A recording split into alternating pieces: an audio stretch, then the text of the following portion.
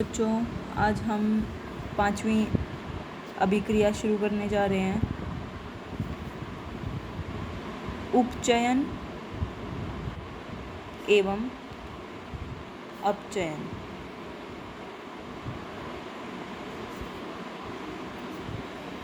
इसका इंग्लिश में नाम है भाई, उपचयन को बोलते हैं ऑक्सीडेशन और अपचयन को बोलते हैं रिडक्शन।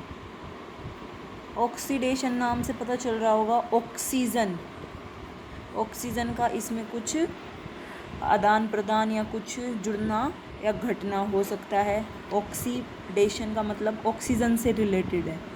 तो सबसे पहले हम उपचयन देखते हैं, उपचयन की परिभाषा लिखते हैं और उस परिभाषा से समझते हैं कि उपचयन अभिक्रिया होती क्या है।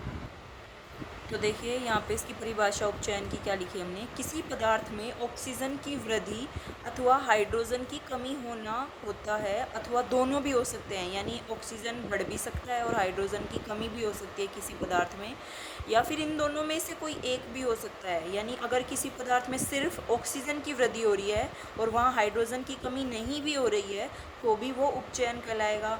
और यदि हाइड्रोजन की सिर्फ कमी हो रही है और ऑक्सीजन की वृद्धि नहीं हो रही है तो भी वो उपचयन होगा। और अगर ये दोनों चीज़ें मौजूद हैं तो भी वो उपचयन अभिक्रिया कहलाता है। इसके उदाहरण से समझते हम कि ऑक्सीजन की वृद्धि यानी बढ़ोतरी होना या हाइड्रोजन की कमी होना कैसे होता है। तो सबसे बिल्कुल सिंपल सा एग्जाम्पल हम लेते हैं कार्बन का ऑक्सीजन में दहन। मैंने पहले भी बताया था, ये कार्बन किसके रूप में था, यहाँ कोयले का दहन अगर हम ऑक्सीजन में करते हैं तो क्या बनता है, CO2 गैस। तो देखो इस कार्बन पदार्थ का क्या, इसमें क्या जुड़ा है भाई, ऑक्सीजन जुड़ गई और उससे क्या बन गया, एक नया पदार्थ कार्बन का डाइऑक्साइड बन गया। तो यानी इस कार्बन का आप क्या कह सकते हो कि इस कार्बन का क्या हो गया है, उपचयन हो गया है। अब समझ में आ गया ऑक्सीजन का जुड़ना कैसे होता है।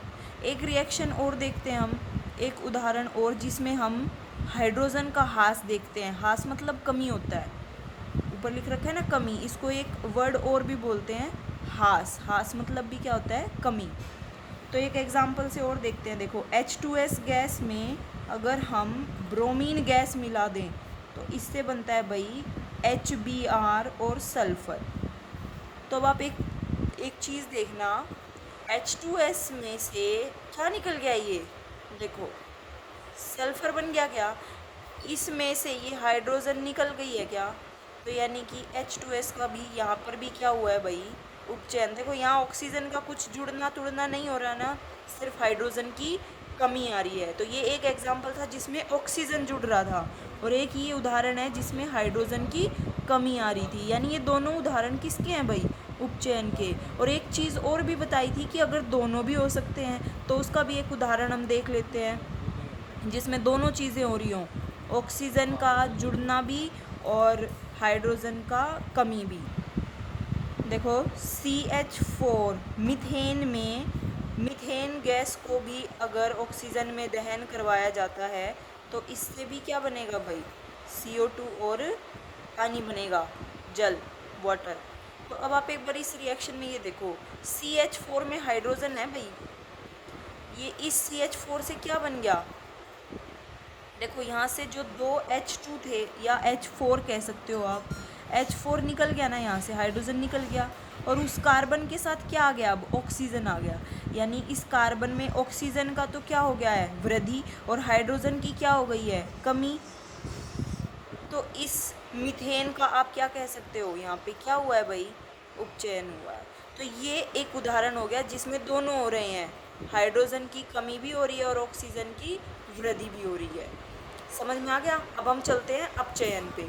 अपचयन क्या होता है, अपचयन उपचयन का जस्ट उल्टा होता है भाई। अपचयन अभिक्रिया में क्या होगा, देखो ऊपर वाले में ऑक्सीजन की वृद्धि हुई थी तो अपचयन में क्या होगा, ऑक्सीजन की कमी, और हाइड्रोजन की वहाँ उपचयन में कमी हुई थी तो यहाँ अपचयन में क्या होगा, हाइड्रोजन की वृद्धि, यानी जस्ट उसके उल्टा।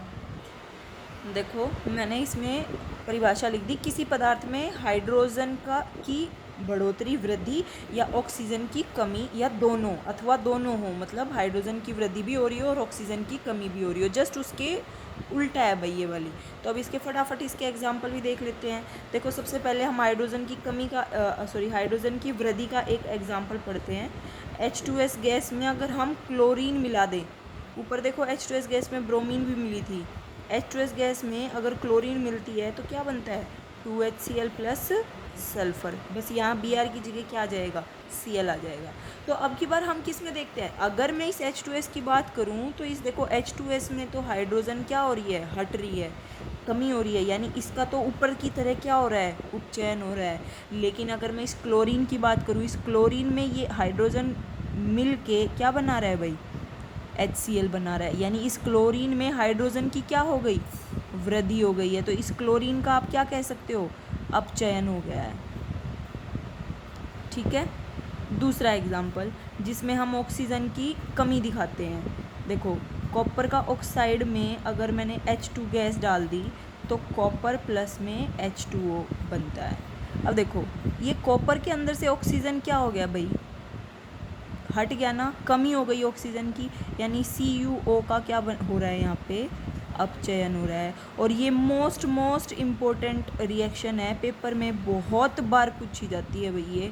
और यही एक रिएक्शन दे के सिर्फ ये पूछा जाता है कि किस में अपचयन हो रहा है और किस में उपचयन। अगर आप इस हाइड्रोजन की बात करें H2 की, और इस H2 से क्या बन रहा है भाई, H2O।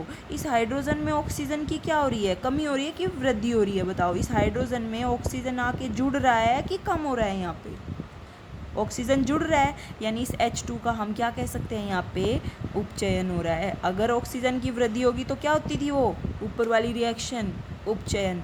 तो ये जो रिएक्शन है ये ऐसे ही पूछी जाती है कि किसका अपचयन हो रहा है और किसका उपचयन हो रहा है, और हर बार पेपर में आती है भाई ये रिएक्शन उपचयन अपचयन में से। ठीक है, सो नेक्स्ट अब हम आगे पढ़ते हैं। उपचयन अपचयन समझ में आ गया। अब हम एक और बात करते हैं, रिडॉक्स रिएक्शन। रिडॉक्स अभिक्रिया क्या होती है,